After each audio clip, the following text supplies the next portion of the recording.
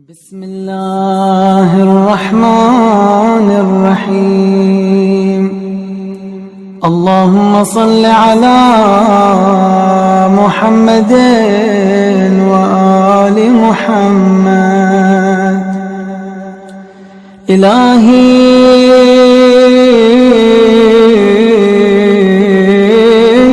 ألبستني الخطايا ثوب مذلتي.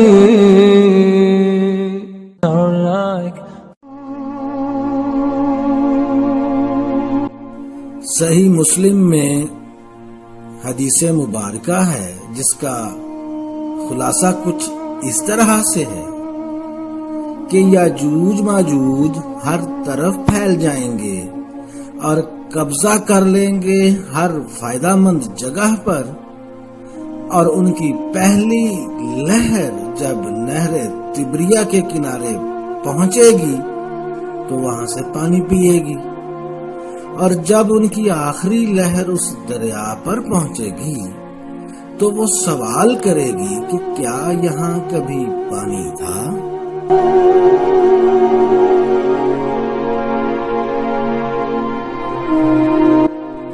وہ حدیث مبارکہ جس نے عالم اسلام کے مفکرین کو الجھا کر رکھ دیا، وہ حدیث صحیح مسلم میں ہے جس میں حضرت عیسیٰ علیہ السلام کی زمین پر آمد کا ذکر ہے، اور پھر ان کی دجال سے جنگ کا ذکر ہے، اور الفاظ کچھ اس طرح سے ہیں کہ جب وہ دجال کو قتل کر دیں گے تو آگے لفظ آتا ہے بعث اللہ، اور بعث اللہ کا مطلب چھوڑنا نہیں ہے بلکہ اس کا مطلب بھیجنا ہے.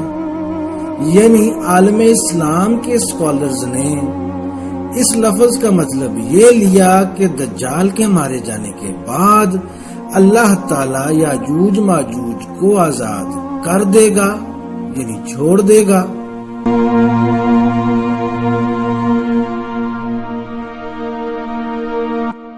جبکہ حقیقتاً اس کا مطلب یہ تھا کہ اللہ تعالیٰ انہیں بھیج دے گا ان مسلمانوں کی طرف جو حضرت عیسیٰ علیہ السلام کے ساتھ مل کر دجال سے جنگ کریں گے.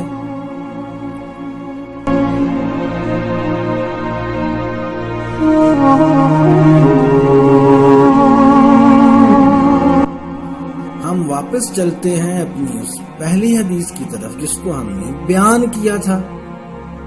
ان کی پہلی لہر جو بحیرہ تبریہ پر پہنچے گی، جسے ہم سی آف گیلیلی کے طور پر جانتے ہیں، اور اہل یہود اسے سی آف کنرن کہتے ہیں. یہ دونوں لفظ وہاں پر استعمال نہیں ہوئے.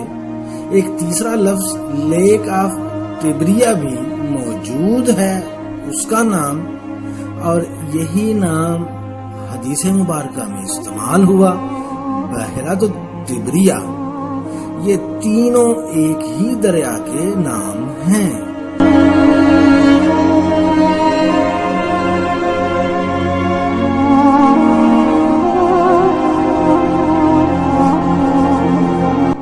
اور ان کی پہلی لہر سے مراد ان کی وہ نسل ہے جو اس دریا تک پہنچنے میں کامیاب ہوگی. وہ وہاں پہنچے گی اور پانی پینا شروع کر دے گی، اور جب وہاں پر ان کی آخری لہر یعنی آخری نسل کا گزر ہوگا تو وہ یہ سوال کرے گی کہ کیا کبھی یہاں پر پانی بھی تھا. میرے خیال میں تو یہ بہت سادہ اور آسان لفظوں میں ایسی نشانی ہے جسے ہر ذی روح اپنی آنکھوں سے دیکھ سکتی ہے. یعنی جب بحیرہ تبریہ کا پانی کم سے کم ہوتا جائے گا اور پھر اس جگہ پہنچ جائے گا جہاں سے دوبارہ اس کے بھرنے کی کوئی ترکیب باقی نہ رہے، تو پھر وہ وقت قریب آ جائے گا جب وہ ایک دن سوکھ جائے گی.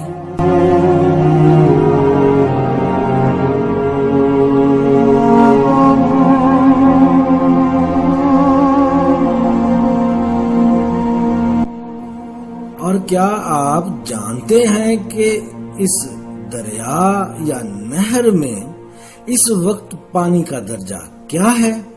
اور اس کا جواب یہ ہے کہ بحیرۃ الطبریہ کا پانی اس مقام تک پہنچ چکا ہے جہاں سے اس کے واپس بھرنے کا کوئی امکان باقی نہیں رہ گیا۔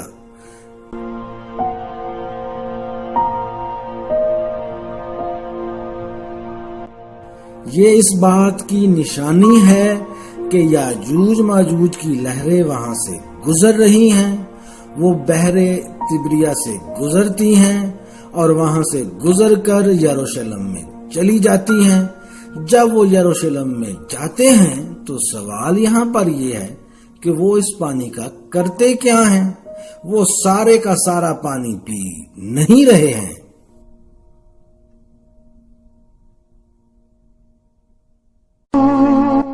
یاد رکھیے گا کہ ہم الفاظ کو بطور نشانی سمجھتے ہوئے پینے کا مطلب واقعی پینا نہیں لیتے، وہ محض ایک حصہ ہے جبکہ اس کا مطلب استعمال ہے۔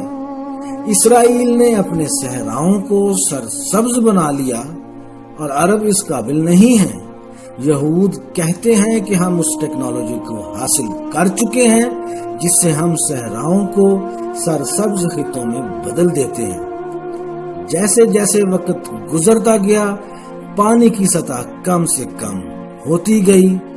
محض 75 سالوں میں بحیرۃ الطبریہ اپنے اس مقام تک جا پہنچا جہاں سے اس کا اختتام بہت قریب ہے۔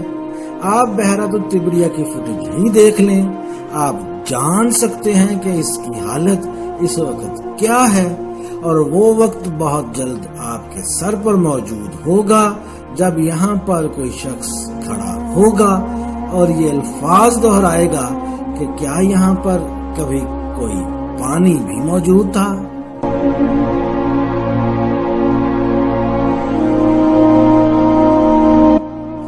بحیرۃ الطبریہ کا ذکر احادیث مبارکہ میں دو طرح سے آیا ہے۔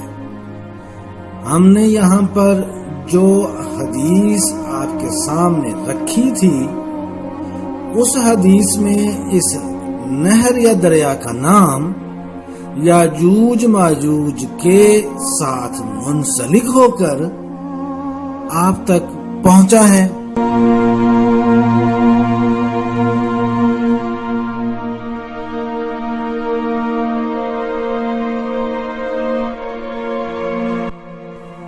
جبکہ ایک اور مستند روایت ہے جسے حضور صلی اللہ علیہ وسلم سے روایت کرتے ہوئے صحیح بخاری اور صحیح مسلم نے لکھا ہے، اس حدیث میں بھی بحیرۃ الطبریہ کا ذکر آتا ہے، لیکن وہاں پر یہ ذکر دجال کے حوالے سے آتا ہے۔